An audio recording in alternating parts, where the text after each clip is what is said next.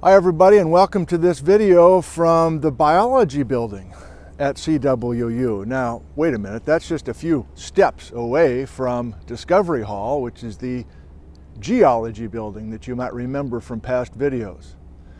But today is not a geology video. Instead, we're going to talk about rattlesnakes, and I'd like to introduce you to a very impressive student by the name of Adrian Slade.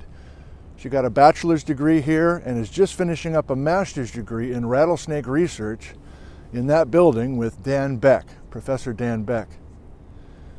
I asked Adrian to do this back in the springtime, and it just didn't quite happen. I had great terraces on the brain and other reasons we just couldn't quite make it happen. So when we finally got out there yesterday, October 13th, I'm like, are we pretty late? She's like, yeah, we're pretty late, but we might find what we need to find at some of the rattlesnake dens I want to take you to. We found one rattlesnake. So please be aware that this is more of an introduction to Adrian, and you'll see at the end of the video today that we were already excitedly talking about more videos next spring where the conditions would be more favorable. So there's one brief rattlesnake appearance. Most of the rattlesnake viewing yesterday was during lunch when I had all the cameras off and everything, so it took me a while to get everything hooked up again, and by that time there's just a couple of glimpses. So despite that, I think you will enjoy Adrian Slade, and for reasons you can probably understand and guess, we're not giving away the location of those dens for research purposes. Thank you. Hope you enjoy this. Adrian, take it away.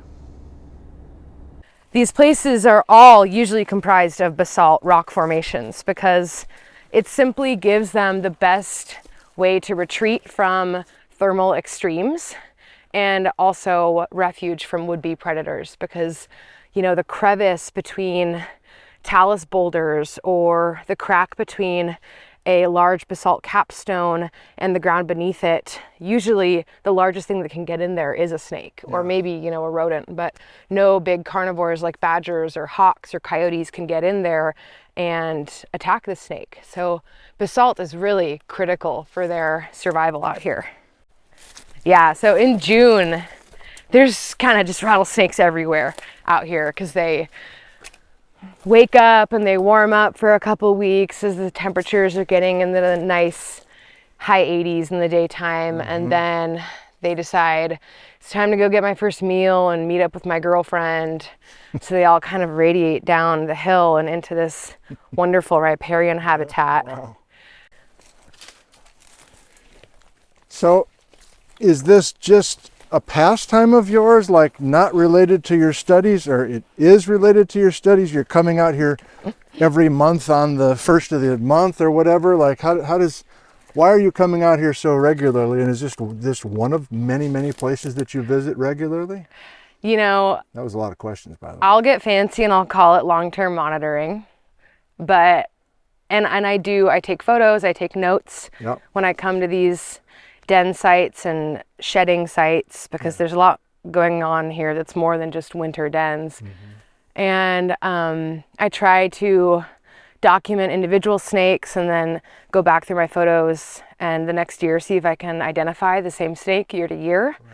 But it's basically just sort of passive monitoring and observation, what I do at these dens. I don't go in and catch the snakes. I don't take a bunch of measurements. These snakes have all been researched. Many of these snakes have been captured by scientists before. And I don't want to do that to them. It's just not my style. I'm more of a hands-off ecologist, naturalist. But I am one of the few people, maybe the only person these days, who is consistently checking on these snakes, just kind of making sure that they're still here, that their populations are growing, and they are. I mean, they're here every year, and I love visiting them. So for me, this is probably more of a hobby. You're into this. This is personal. This is not, your classmates aren't all coming out here assigned to this necessarily, or maybe they are, I don't know, but like, no, you're really into it. Well, and I love sharing these places with people, but for me, it's also a very personal thing that I like to do alone. I love to come out here alone and just spend time watching snakes being snakes. And then I try to document that and then share it with social media followers and just kind of show that rattlesnakes just spend a lot of time doing nothing or hanging out with each other, sitting with specific individuals for no particular reason other than that they have a relationship with that other snake. They're very social creatures, so female rattlesnakes take care of their young, and they even will babysit each other's offspring while the other female might be going off to hunt after she had her babies. They spend a lot of time together at their communal winter dens, and they spend a lot of time together in the summer at their communal shedding sites. So the rhetoric that snakes are these sort of solitary lone wolf kind of creatures is definitely not true, especially up in these northern latitudes where their resources are so limited that it kind of brings them together all the time. Fascinating. Wow. This is just terrific. What an opportunity. Thank you.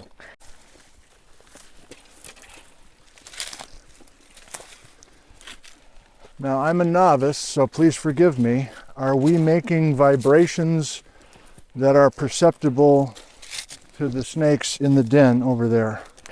You know, that's a really good question, and I don't know if there's really an answer to it. There's a possibility that they can hear us with their inner ear from here, but there's no way that this would be disturbing them enough to change their behavior. Okay. In my experience, if you're approaching a snake in a kind of gentle, slow way, and I do believe that like your mental state when you're approaching an animal does make a difference in how it perceives you. Wow. It might be a little bit No. out there, but No, I get it. you know, I spend a lot of time like army crawling, just trying my very best to get close enough to a snake to document its behaviors or its facial features or tail markings, and desperately trying to not cause it to move or flee or, you know, go under a rock and hide. So, but in my experience, depends on the snake, depends on the temperature, depends on a lot of factors, but no, we're not disturbing the snakes yet. Okay. Hopefully we won't disturb any snakes today, but they'll be aware of our presence. Sure. But they're used to me. I mean, I visit them a couple times every year, so they know that I'm not here to hurt them, I think. Or I like to think that. Well, I should have stretched out. If we're doing some army crawling, I need to get limbered up. Yeah, you'll see. Okay, so we were standing here trying to find rattlesnakes, couldn't find any. I was like, oh, they're all underground for the winter. And lo and behold, this one is just right here, showed up. It looks like a male to me. He has a long tail with black and white stripes on it, which usually indicates that it's a male. And I was just telling Nick that Dan and I always kind of puzzle over how the snakes move between this talus slope down here and these rock crevices up here on the top, because they hang out at both locations. And I think this snake just answered our question, because he's doing what a snake typically does when it meets a threat, is it will backtrack the way that it came. So I think he's going to show us how he got up the hill. And he was literally, he was stretched out right here. And I scared the poor guy. I see his rattle. He's under the side of this log. Is he banking right? Yes. Or is he like... he's now maybe curling up under the log. I Cool. thought he was gonna continue this way, but looks like he's not continuing this way. Is he sitting still? I think so. I can just see the back, very end of the tail right now. It's all in shade. Oh, yeah. Well, if we sit and wait, I'm going to get my camera out. Sure. Oh, man, we were right in his way. I'm going to move your bag in case he wants to come back to his house. So that's okay. Sure. Oh, so we got here just in time. Where did you see him first? He was moving in this sunlit kind of crack here. I see. So I think he came up this draw This little chute. went through, and he was going to go to the upper porch, if you will. Well, you sun porch. Please keep coaching me up if I'm going in a place that's bothering him or her, or you or her. Oh, I think it's a male. Okay. Whoa, where'd he go? You didn't see him go down the hill, did I you? don't think so, no. I think, is there a hole under the log? That would be really cool.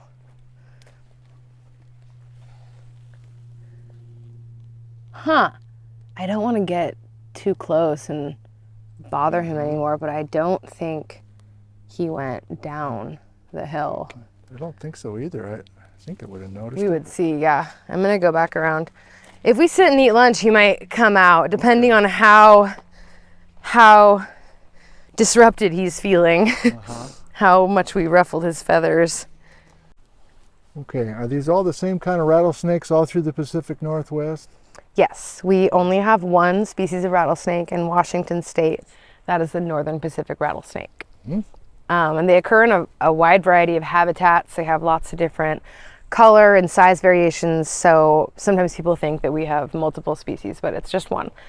And they are not muscular like their non-venomous counterparts. So instead, they rely on their venom, which is this incredible adaptation that they have to catch, subdue, and digest their prey. So their venom is not for people, and it is used as a secondary defense for predators, but its primary function is to catch and digest prey. And rattlesnakes mainly feed on rodents, sometimes other small vertebrates, and then they also serve as prey items for larger carnivores like badgers and hawks. So they're kind of right in the middle of the food chain out here, and humans are definitely one of their main predators. So when they are approached by a human, their first reaction will be to flee and try and seek cover. Their second line of defense will be to stand their ground and rattle if they have nowhere to go. And then their very last resort will be to, deliver a strike or potentially a venomous bite. Although they do have autonomy over their venom usage because it is energetically expensive for them to produce. And they don't want to waste it on something that they can't eat. So they will often give like a warning bite that has no venom at all. Snakes are social animals, kind of despite what the rhetoric says that they're very solitary creatures. They actually spend a lot of time around each other, and that is especially true for rattlesnakes because they have to seek refuge from winter temperatures that are below freezing. So in order to do this, they have to locate special structures that help them escape those lethal temperatures. And these structures are usually in the form of large rocky formations like talus slopes or basalt outcroppings. So when a snake locates a suitable winter shelter, it will usually return to that shelter every year, and other snakes will follow suit. And soon you'll have what we're sitting on right here, which is a communal rattlesnake den where dozens, if not almost 100 rattlesnakes might gather every fall in order to seek refuge from winter temperatures. And snakes have site fidelity, which is kind of what I just described, where they will go back to the same place every year because it serves an important ecological function in their life history. So this also goes for places where they shed their skin, where they have babies, and basically they kind of have like a little routine that they live by every year. They, that's it. Speaking of a routine, like you've said different versions of that probably to countless groups and individuals. Is it frustrating that you feel like these narratives that people have just continue despite all this education, or do you feel like people are listening and they can change their views?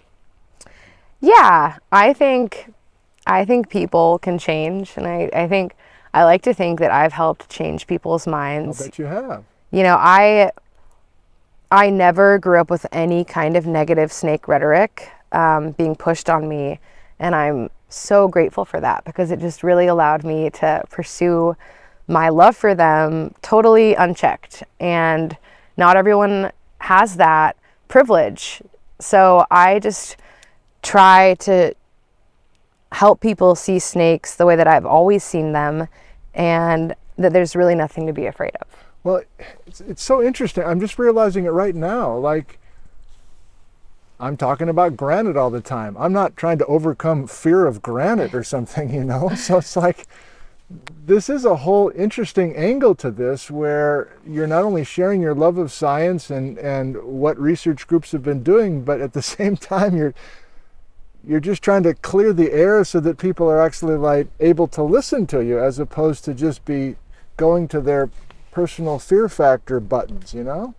Yeah, it's a different dimension to it, because with, you know, I mean, all wild animals are undergoing some degree of an extinction crisis right now, between climate change and habitat destruction and so many other complicated factors affecting worldwide wildlife populations. They're already dealing with enough as it is. Yeah. And then with an animal that is maligned by society like snakes, on top of that, you have to deal with wanton persecution of them and just negative perceptions. A lot of people don't think that they're an animal that deserves conservation status or money to be allocated to endeavors to save populations of endangered snakes. And, you know, reptiles and amphibians as a whole group are they're pretty low on the conservation rung, because they're not super charismatic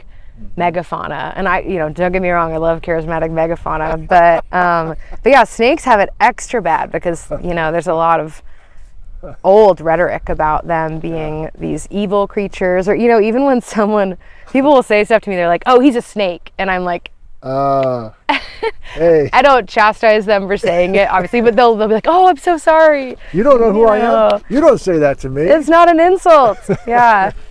Yeah, snakes they're amazing. I wish I was more like a snake. They keep to themselves. They're judicious. They're secretive.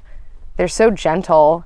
And they're funny. I mean, I've watched snakes fall off of rocks and into creeks. Like, they're silly animals. They're kind of awkward, right? They're just a sentient lion kind of moving around. So they're always kind of following like the edge of something. And the way that they move I just find it very endearing.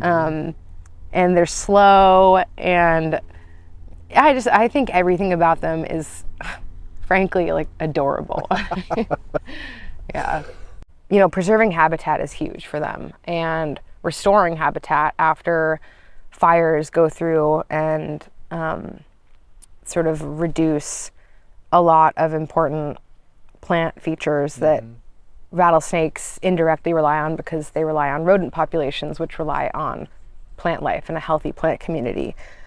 So I think just restoring habitat, protecting habitat, and I would love to try and figure out a solution to snake road mortality.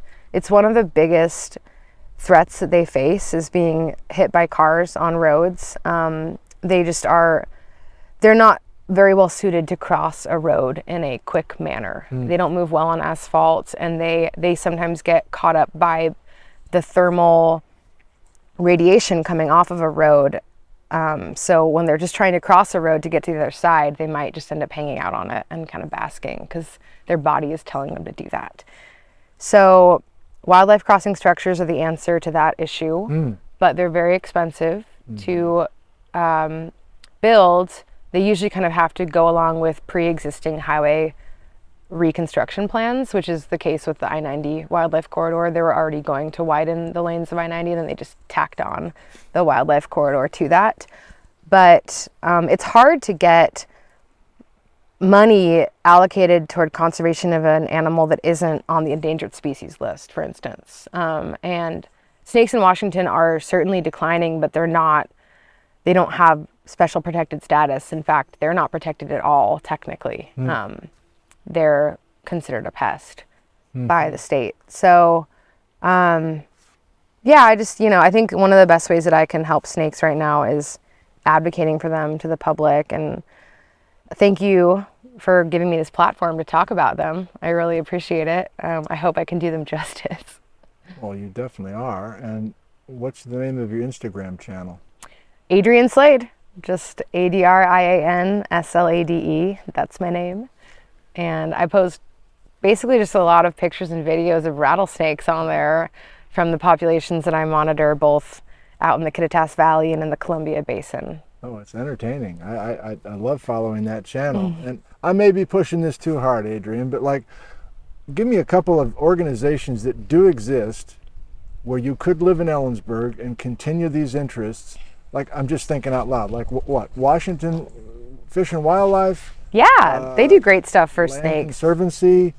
The Nature Conservancy protects lots of land. Conservation Northwest is doing amazing work with creating wildlife corridors along Highway 97. And, you know, even though wildlife corridor is designed for large animals, they're designed to work for large animals, so they're not like a impermeable fence structure. A snake or a lizard or a frog could hop right through that fence. But when they build those corridors, they add in habitat features that kind of guide the animals along to that crossing structure. So even though they're designed for larger animals, they inadvertently help small vertebrates like snakes as well. And we see that on the N90 project. They put lots of rock piles on the bridge and kind of leading up to the wildlife bridge. DOT placed them, and there's snakes breeding in those rock piles already, whereas there was presumably no connectivity between the garter snake populations on the north side and the south side of I-90, because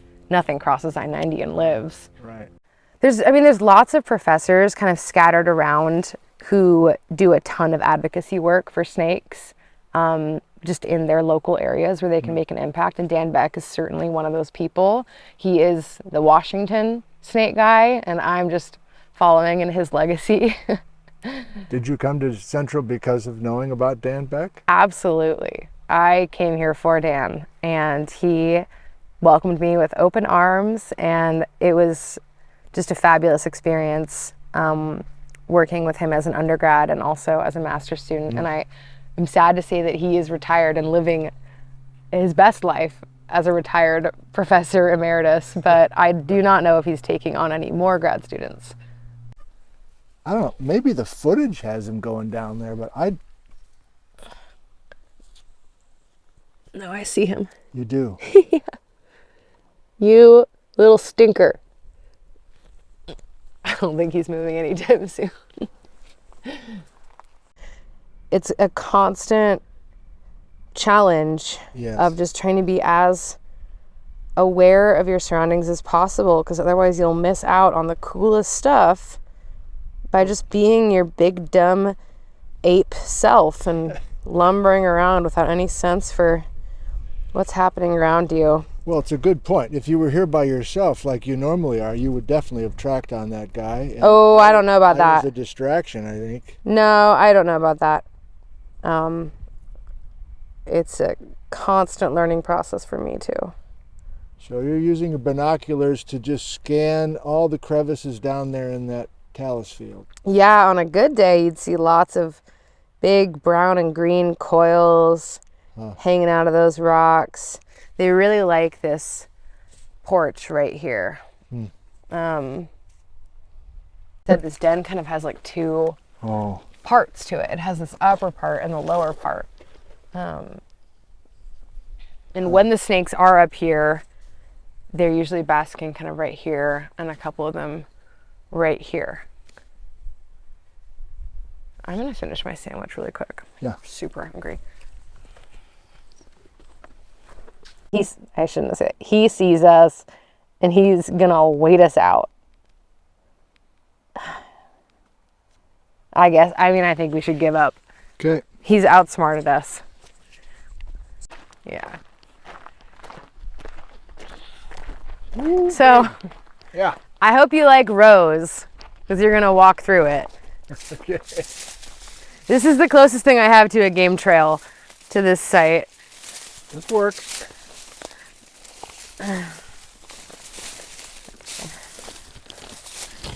Every time that I wear shorts to this place, I kick myself.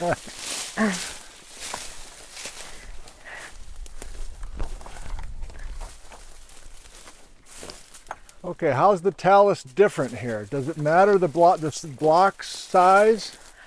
The talus at this den compared to the other den is more homogeneous. Okay. So it's still roughly the same group of size class. It's like 10 to 30 centimeter intermediate diameter.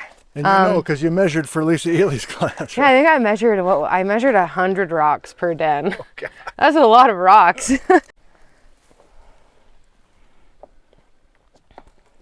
Let me see if I can find someone. Thank you. And then I will bring you up to look. I mean, if no one's up, then it just means we're too late in the year. Just the weather. I mean, these temperatures are really good, but yes. Could be getting too cold at night.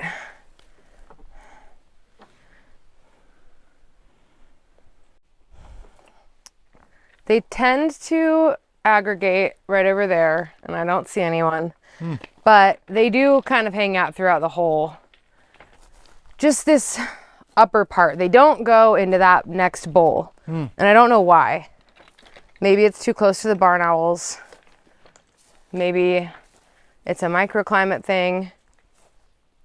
That was the camera, or that's a bug. Oh, there's snake poop. Snake poop. Snake poop. I mean, snakes do live here, but they might not be up right now. But we have a lot of rocks to look at before I really give up, so.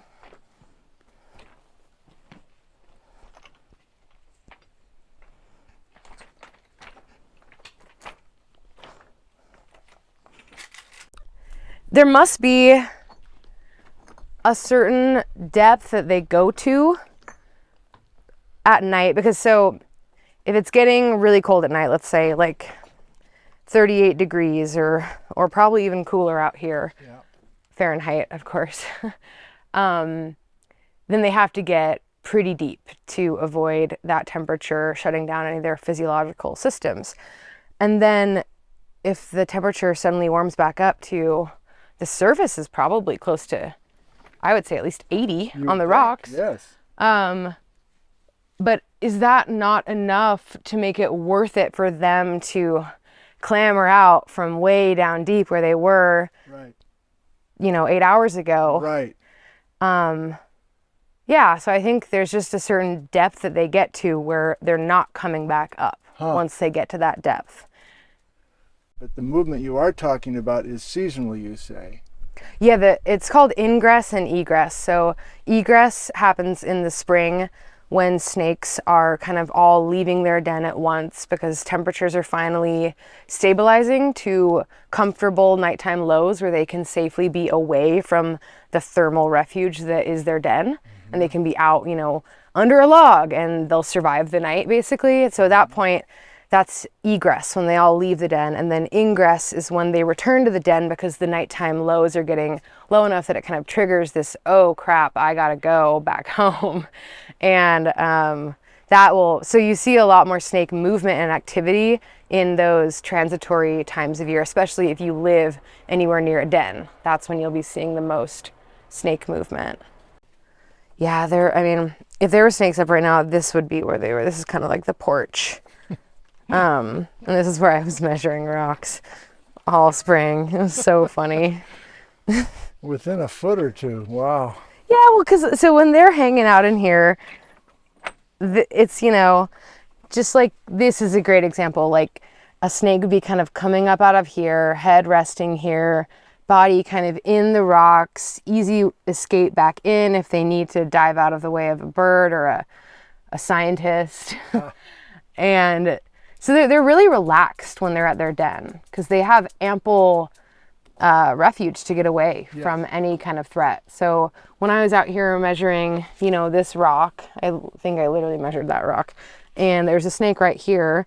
As long as I was just being really careful about my weight distribution and was just making sure I kind of knew where all the snakes were around the rocks that I was measuring, nobody really cared that I was here. It was cool. It was an exercise for sure.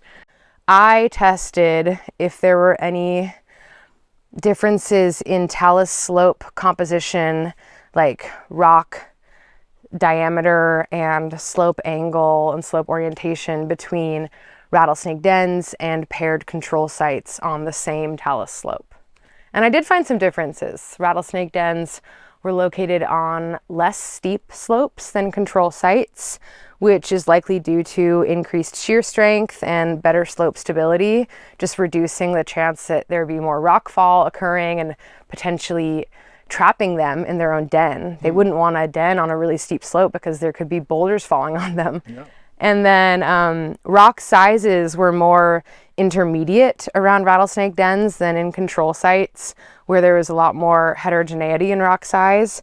And this could be due to, this is a little more unclear. It might be due to just trade-off between cover and exposure. So intermediate rocks kind of are the perfect sweet spot where they give snakes lots of cover from predators, and from the elements seeping in, but they also they're not too big and they don't prevent snakes from getting out from them and kind of moving around freely in the talus slope. But I have photos of rattlesnakes like next to rocks, and the snakes in the rocks, rattlesnakes spend most of their time coiled up. That's like their relaxed position. They just make a little circle, like a little donut, and sit like that. And people think that that's like a strike position, but that's just the way that they sit all the time. And when they coil up like that next to rocks like this, they're about the same size as the rock.